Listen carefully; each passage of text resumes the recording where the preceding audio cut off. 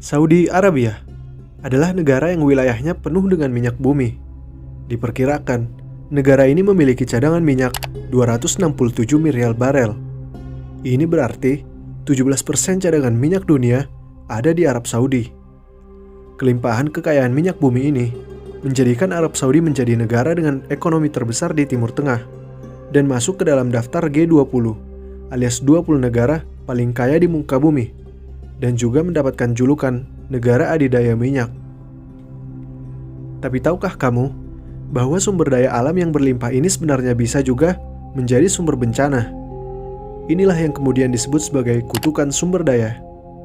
Dalam video ini, kita akan membahas bagaimana ekonomi Arab Saudi menjadi terancam akibat terlalu banyak sumber daya minyak, dan bagaimana negara ini dapat tetap bertumbuh dan justru menjadi negara dengan kekuatan ekonomi yang terkuat di Timur Tengah. Pertama-tama, kita perlu memahami seperti apa kutukan sumber daya itu. Kutukan sumber daya adalah istilah yang digunakan untuk menggambarkan situasi yang paradoksial, di mana suatu negara mengalami kemunduran dan kebobrokan dalam hal perekonomian, padahal sebenarnya memiliki sumber daya alam yang berharga. Hal ini sebenarnya dapat terjadi karena terlalu banyak modal dan tenaga kerja yang terkonsentrasi hanya di satu industri saja dan gagal mendiversifikasi kegiatan ekonominya ke sektor lain. Seperti di negara Arab Saudi ini, terlalu banyak modal dan tenaga kerja yang terkonsentrasi di industri minyak. Meskipun begitu, keadaan ini tidak seburuk dan separah negara Angola dan Venezuela yang sudah kita bahas sebelumnya.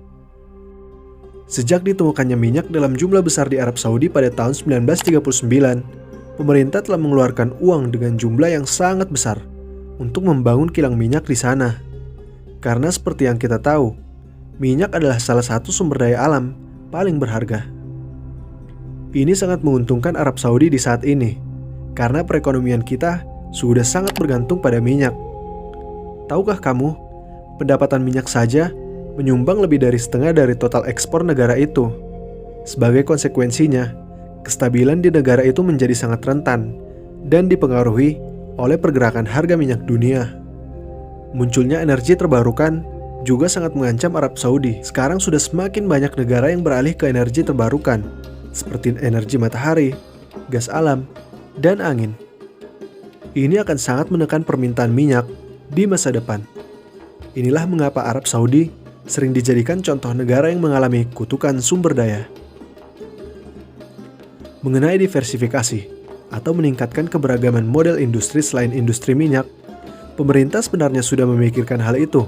Sejak beberapa dekade yang lalu, pemerintah Arab Saudi sudah mencoba mendiversifikasi ekonominya sejak tahun 1990-an. Tapi kenyataan di lapangan, agenda ini masih belum stabil dan ketergantungan pemerintah pada minyak masih sangat masif.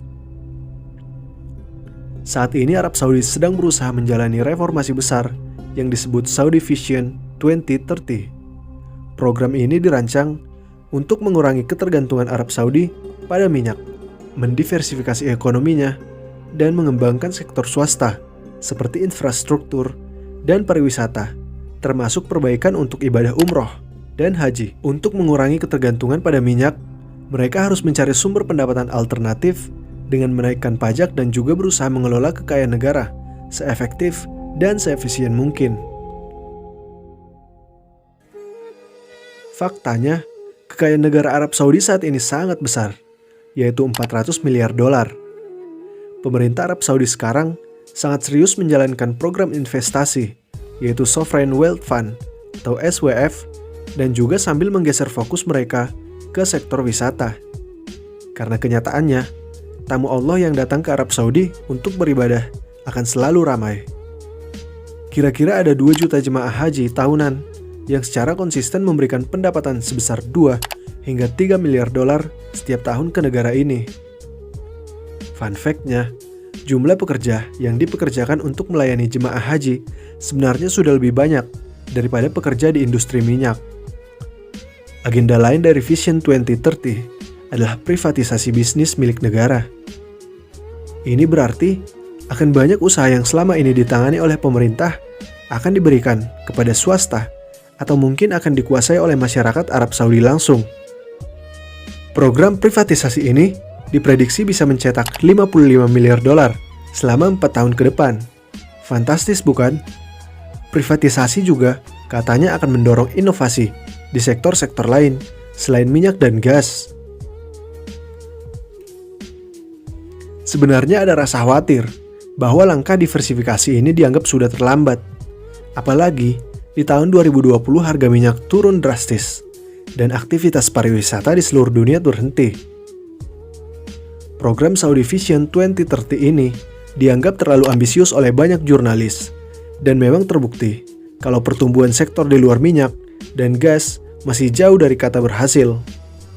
Memperbaiki sektor swasta juga sangat sulit. Sebagian besar warga di sana tidak mau kerja di sektor swasta karena upah lebih rendah daripada bekerja di sektor publik alias menjadi PNS. Sekarang saja, jumlah pekerja di sektor publik 2 kali lebih banyak daripada pekerja yang bekerja di sektor swasta. Jadi, sebenarnya keberhasilan visi Saudi 2030 ini masih menjadi perdebatan. Jika kita lihat kenyataan di lapangan, sebenarnya program itu sudah sangat membantu mengurangi ketergantungan pada minyak dan memancing pertumbuhan perusahaan-perusahaan swasta. Tapi memang, tahun 2020 adalah mimpi buruk bagi Arab Saudi karena aktivitas bisnis terhenti. Lalu menurutmu, apa yang bisa kita pelajari dari kenyataan negara Arab Saudi ini? Yang pertama tentunya, kemampuan dan kemauan pemerintah untuk mengakui tantangan di industri perminyakan. Kemudian beradaptasi dengan mencari peluang usaha lain selain minyak dan gas. Jangan lupa like dan subscribe untuk mendapatkan informasi ekonomi lainnya di channel Inspect Economics.